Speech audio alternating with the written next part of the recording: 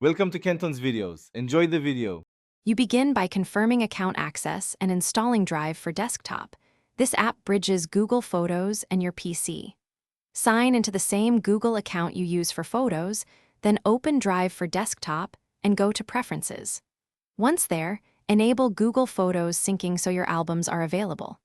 Select whether to back up over Wi-Fi only or allow any network, because that affects speed and data use. Make sure to pick the destination folder on your PC so files land where you expect them.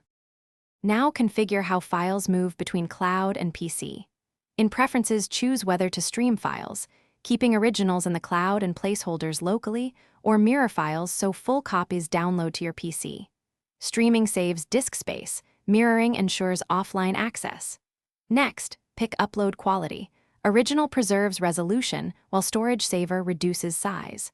Also select specific folders or albums to include, because finer control prevents unwanted downloads.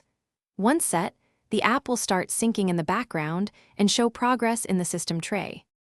Finish by verifying that photos appear in the chosen PC folder and match what's in Google Photos online. That confirms parity. If syncing stalls, pause and resume the Drive app, since that forces a recheck.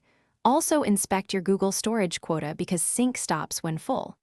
Make sure background permissions and firewall rules allow Drive for desktop to run.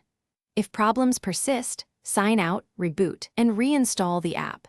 This often clears corrupted settings and gets syncing back on track. Thanks for watching. Consider subscribing if we helped you.